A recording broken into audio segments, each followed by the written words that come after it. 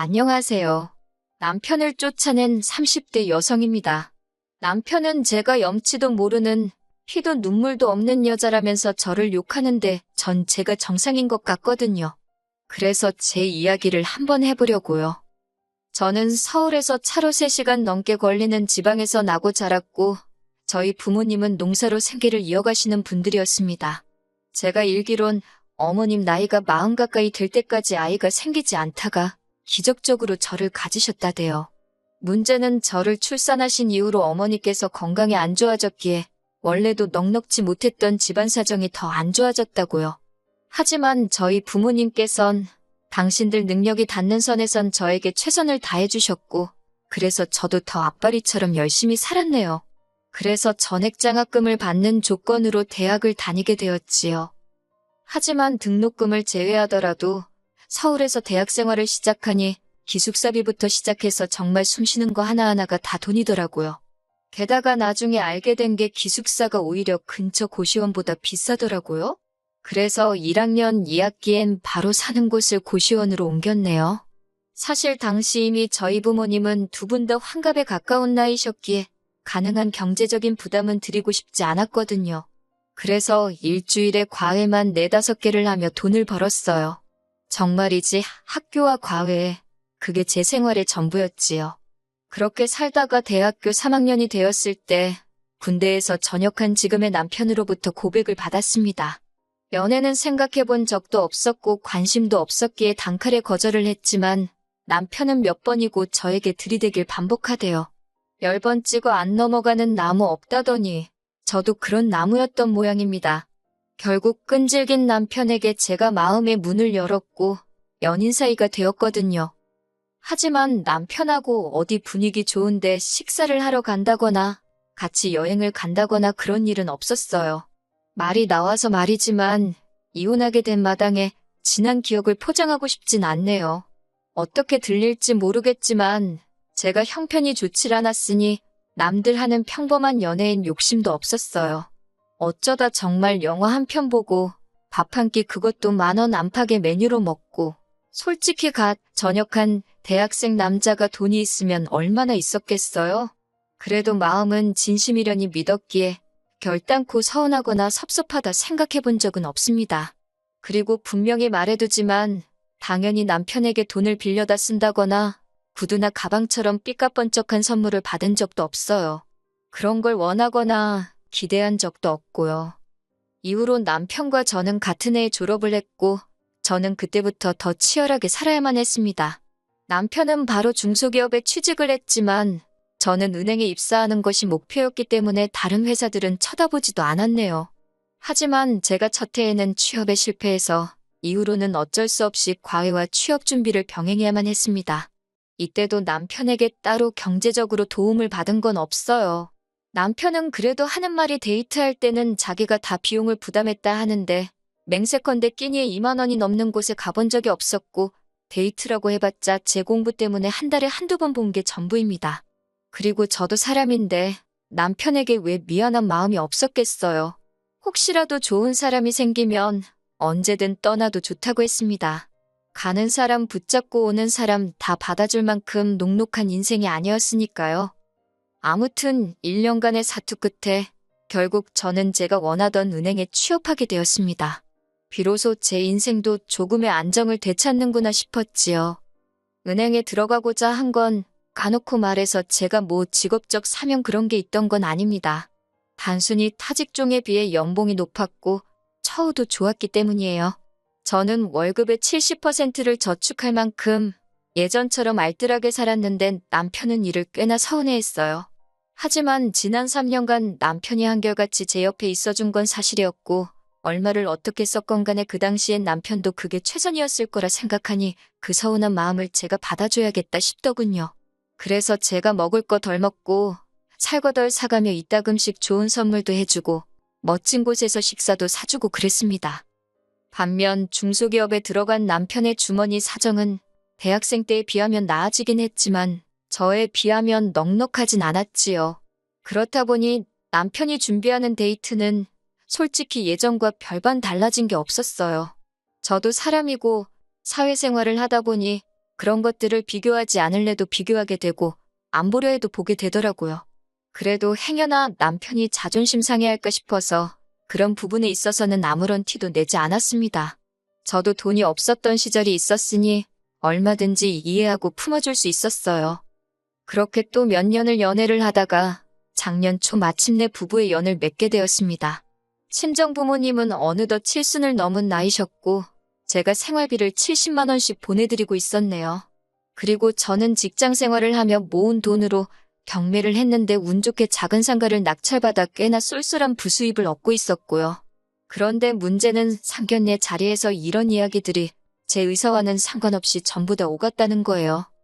남사스럽긴 하지만 연로하신 저희 부모님께선 어느 상황이건 누굴 만나건 그렇게 제 자랑을 하세요. 이후로 상대방 입에서 딸을 너무 잘 키웠다는 소리가 나오길 기다리시지요. 그 소리를 듣는 게 저희 부모님에겐 기쁨이고 낙이라는 건 진작에 알고 있었습니다. 그래도 설마 상견례 자리에서도 그러실까 싶었는데 그 버릇을 어쩌지 못하시더라고요. 그리고 저희 친정 부모님의 의도대로 어머님 아버님께서 어쩌면 딸을 이렇게 똑부러지게 키우셨냐며 제 칭찬을 해주시대요. 하지만 남편과 결혼식을 올리고 난 이후로 어머님께선 걸핏하면 제가 예상하지 못한 이야기를 하셨습니다. 처음에 들었던 황당한 말은 친정에 보내는 생활비 부분이었어요. 남편을 통해 말씀하시길 며느리도 자식이란 말이 있듯이 저에게는 시부모도 부모가 아니냐며 이제 어머님 아버님께도 친정에 보내는 것과 똑같은 액수를 보내달라셨다고요. 어이가 없어서 왜 이런 이야기를 나에게 전하냐고 남편에게 물었습니다. 당신 선에서 깔끔하게 정리했어야 하는 거 아니냐니까 한다는 말이 혹시나 했다나요. 황당했던 저는 남편더러 결혼 전에 양가 부모님께 하는 건 각자 알아서 하기로 이야기가 잘 된 줄 알았는데 아니었냐고 따졌어요. 그랬더니 남편이 계속해서 한다는 말이 예외도 있을 수 있는 거 아니냐입니다. 뻔뻔한 남편의 태도에 예외 같은 건 없다고 어머님 아버님께 생활비를 그토록 드리고 싶으면 당신 월급으로 해드리라고 덧붙였네요. 그런데 그 말을 들은 남편이 갑자기 저더러 자기 월급이 적다고 지금 무시하는 거냐며 버럭하대요. 당황한 제가 그게 무슨 소리냐니까 자기 월급으론 시댁에 용돈 드릴 상황이 못 되는 거 뻔히 알지 않냐면서 큰 소리를 내는 거예요. 그래서 그러면 못 드리는 거지 왜 나한테 짜증이냐고 저도 지지 않고 받아쳤네요. 사실 남편이 중소기업에 들어간다 했을 때 제가 말렸어요.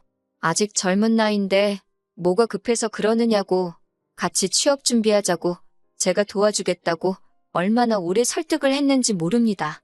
하지만 남편은 이제 공부라면 지긋지긋하다면서 책은 쳐다도 보기 싫다더군요. 그러더니 그냥 아무데나 가버린 거예요. 이후로도 제가 이직 생각은 없냐? 한번 관심 좀 가져봐라.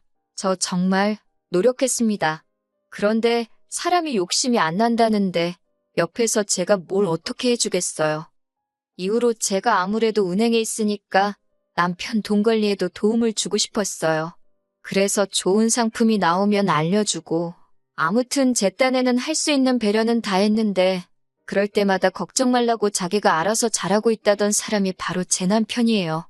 그런데 막상 결혼하자 이야기 나오고 집 알아보기 시작하니까 겨우 5천만 원 모았더라고요.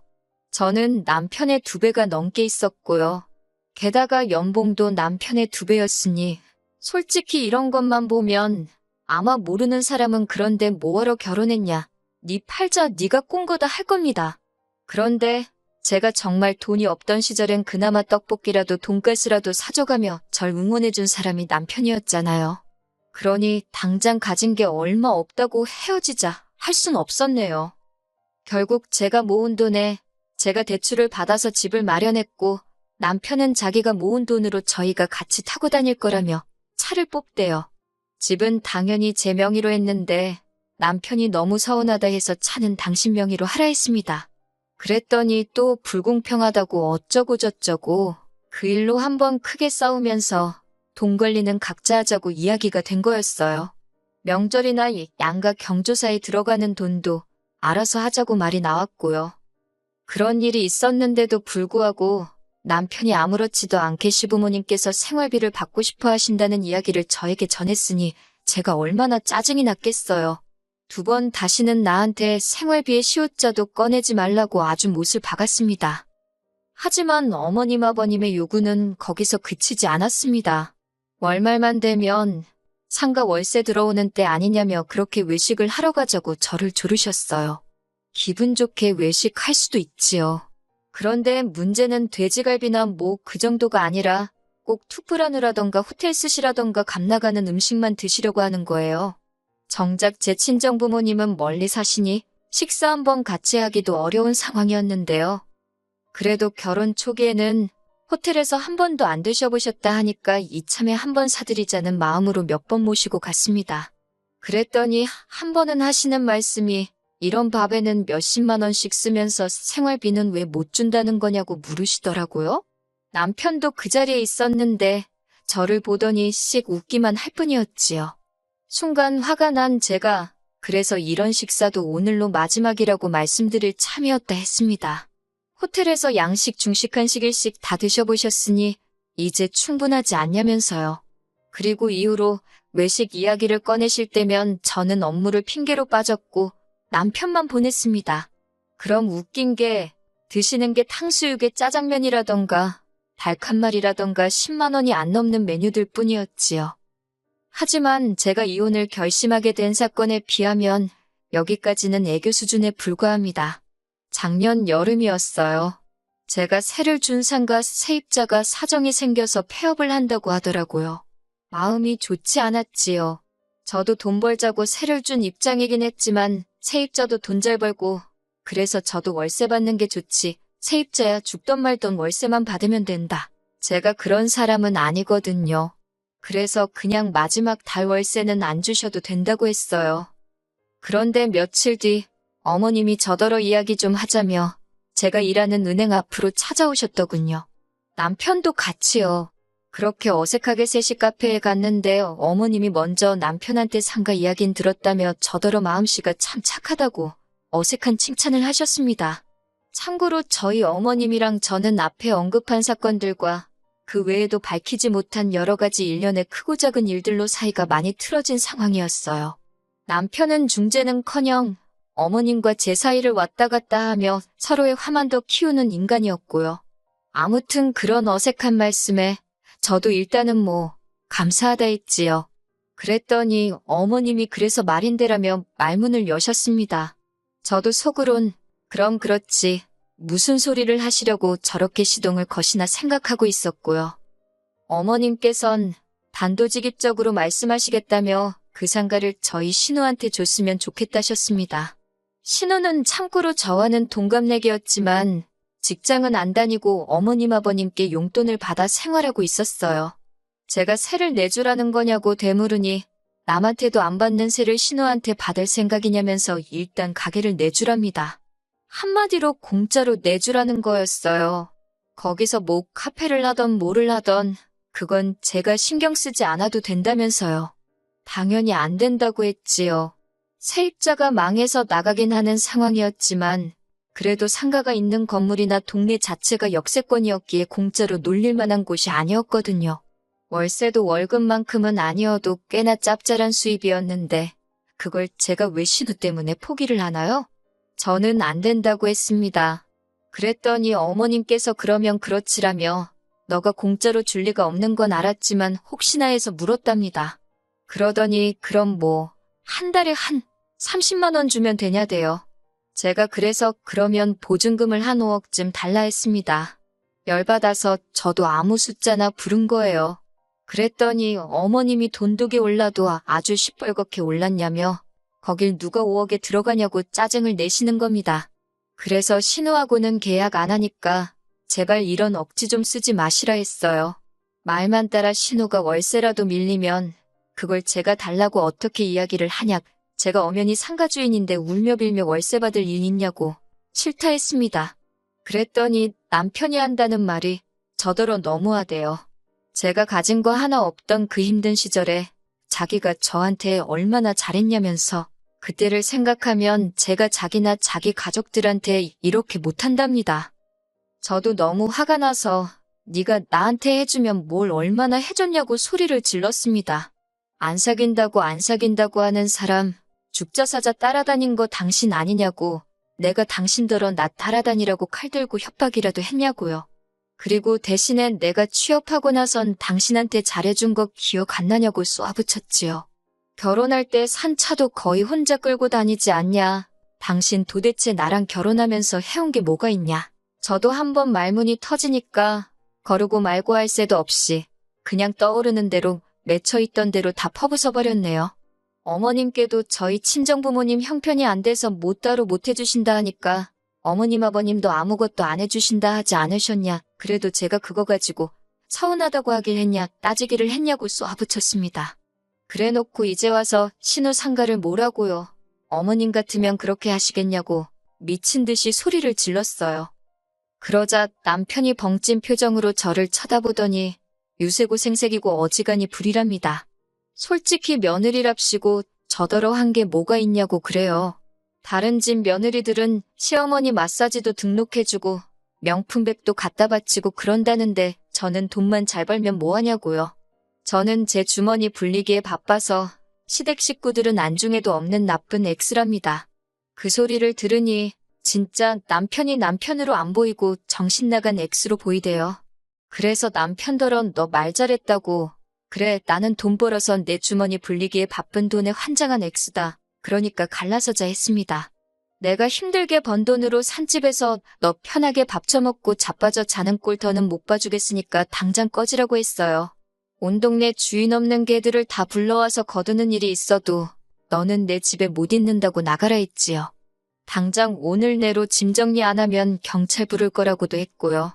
그놈의 혼인신고도 하러 가자고 할 때마다 피곤하네 어쩌네 요리조리 게으름만 피우더니 그땐 그게 그렇게 서운했는데 이때만큼은 아이고 감사합니다 싶더라니까요. 제 입에서 이혼 소리가 나오기 시작하자 남편도 그래 해. 이혼이 뭐가 무섭냐며 악을 쓰는데 정작 이 모든 문제의 사단인 어머님께서 저를 어르고 달래기 시작하셨습니다. 당신이 생각이 짧았다면서 아들놈 교육 다시 시킬 테니 이혼 소리는 하지 말래요. 이혼하면 여자만 손해라나 어쩐다나. 제가 그런 어머님을 횃뿌리치고는 손해봐도 된다고 이혼할 거니까 마음에 없는 소린 하지도 마시라 했습니다. 그리고는 먼저 카페에서 나왔어요. 집에 도착해 남편 짐을 하나씩 끄집어냈습니다. 새삼 남편이란 작자가 정말 이 신혼집에 이 신혼살림에 공헌한 바가 없다는 게 눈에 들어오대요. 10여 년의 세월이 이렇게 순식간에 힘을 잃을 수 있다는 사실에 스스로 놀라면서도 정은 뚝뚝 떨어졌고요. 대충 쓰레기 봉투랑 택배 상자에 남편 짐을 담아서 현관밖에 끄집어내놨습니다. 그리고 1시간쯤 지나자 어머님과 남편이 같이 왔더군요. 제가 비밀번호를 바꿨더니 현관을 발로 차고 벨을 누르고 결국 경찰을 불렀고 그제서야 저희 집 현관에서 떠났습니다. 솔직히 전 혼자 있었으니 저러다 현관문 어떻게 되는 거 아닌가 싶어서 무서웠어요. 저는 집을 팔기 위해 내놓은 상황이고 지금은 은행 근처 오피스텔에서 머물고 있습니다. 남편은 하루에 12번도 미안하다 했다가 저더러 나쁜 엑스라 했다가 솔직히 무서워요. 요새 제정신 아닌 전남편, 전남친들이 많잖아요. 당분간은 조심하고 다녀야겠다는 생각뿐이네요.